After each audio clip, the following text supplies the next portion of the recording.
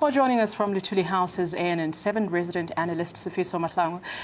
Thank you for joining us. Sifiso, a very good afternoon to you. Your reactions to the ANC NEC briefing? Good afternoon, Audrey. The results here are pretty awkward. This afternoon we attended the press briefing. It was given by the Secretary General, Mr. Gwede Mantashe. I think the most eminent point that stood out is what has been making the recent rounds. Mr. Mantashe has come very strongly and said he needs to be allowed to do his job. He wishes for the media, members of the press, to allow the community within the ANC to list up those that they want to enter parliament. The NEC, the wards will work together and they will elect the person that they wish to elect, that the media should not speculate. He also went on to say that Mr. Brian Molefe could be the member of parliament, but if the wards decide so, but he can only be elected after a year from the last election. He also made some good statements on the development or the growth of the post office, the infrastructural growth, so that South Africa can possibly do other, banking resources with them. I think this was a good response with the banking crisis we have in this country. We all know what's happening with ABSA. And so I think this was a swipe to say, if we develop the state bank or develop the post office, maybe one day it could have the infrastructure to begin to run as a bank.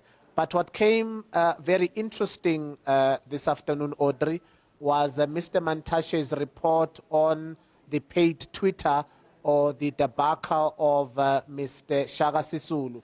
He said he wishes that the members of the press may allow the ANC's internal decision-making bodies, the ANC's internal disciplinary code to deal with the issue.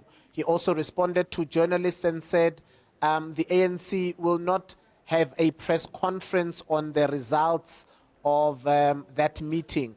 The ANC's disciplinary code strongly belongs to the ANC, but they are treating Mr. Shaka Sisulu's issue very, very seriously.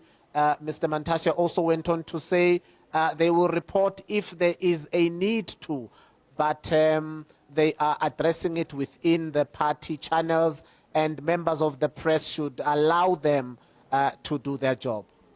Also, another reaction there from Gwede Mantashe, having been asked about obviously the economic transformation and the drive to do that, of course, coming from the January 8th statement from President Jacob Zuma himself, being questioned whether the ANC has the capacity to actually drive this transformation. His response was very interesting there, saying that if you don't think that we're capable of doing this, then that means you think the white regime will do a better job.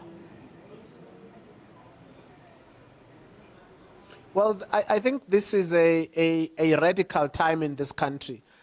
It is before the elective conference, so we can expect a lot of things to say.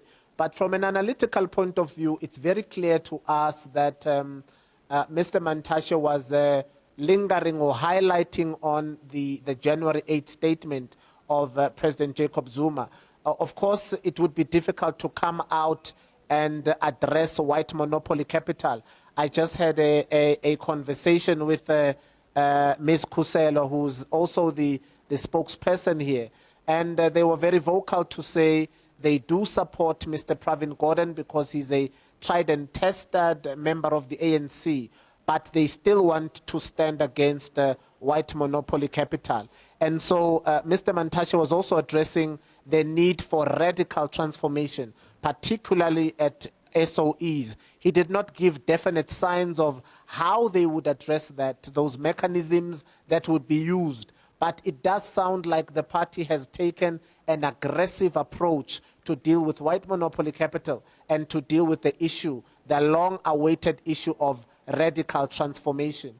I think many of us expected a 9-point plan on how to deal with white monopoly capital. I also asked the questions on whether the ANC was ready to speak out against the absoluting during the apartheid government. We also did not receive the definite answers because these are very sensitive matters. But I can tell you this from Luthuli House. There is a demand upon white monopoly capital, and there is a speediness to deal with transformation. We've never heard it in this voice. Although there are some shadows to which they speak with, because there are some divisions and some camps even within the ruling party.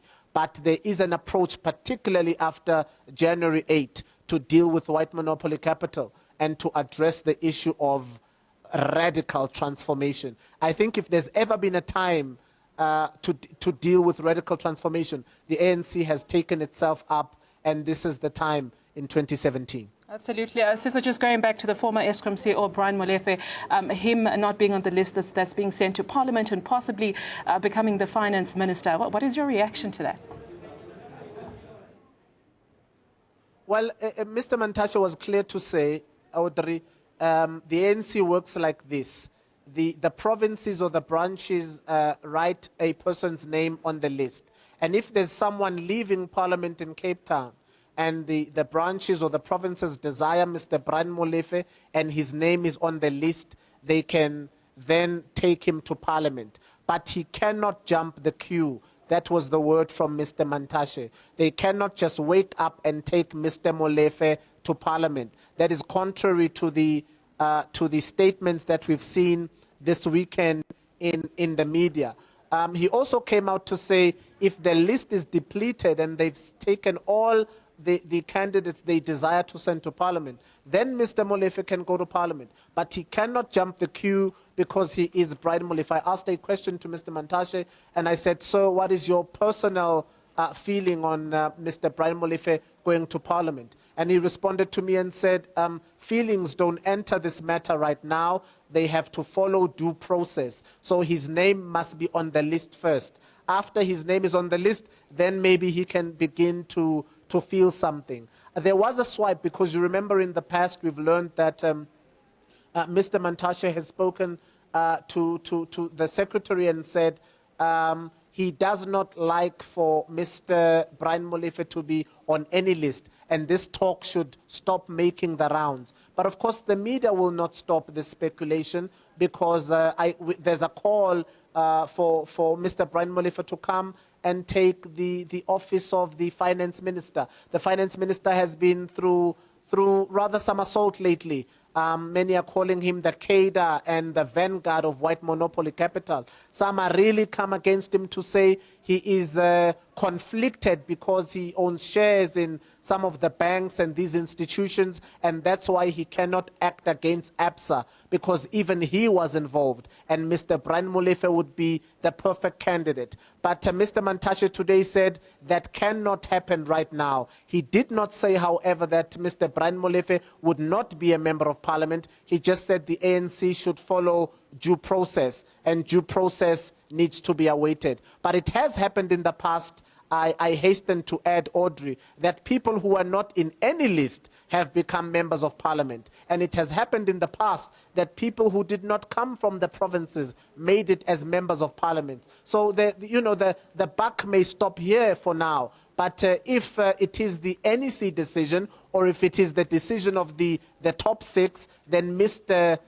Brian Molefe can definitely become a member of Parliament. Those within the NEC who still have a gripe with President Zuma, who still, need the protection of white monopoly capital, even for those who want to take swipes at the Gupta family, may dislike Mr. Brian Molefe and try to refrain him from entering Parliament. But it also should be said from our meeting with Kuselo right now, to say Mr. Brian Molefe was not charged with anything. It was also speculative defiance from the report of the public protector. And if anyone can be member of Parliament, he is good enough to be that. He's served very well at state-owned enterprises. But Mr. Mantashe was mum on that and simply said only due process must be followed. So we await for due process to be followed, and we await from the response of the Secretary General and the top six at Luthuli House. Sifiso, great chatting with you. Good to have you on the show. And of course, you're weighing in on this issue. The Sifiso Mahlangu, they're the ANC resident political analyst, just weighing in on the ANC NEC briefing there from Gwede Mantashe. We'll have to leave it there for now.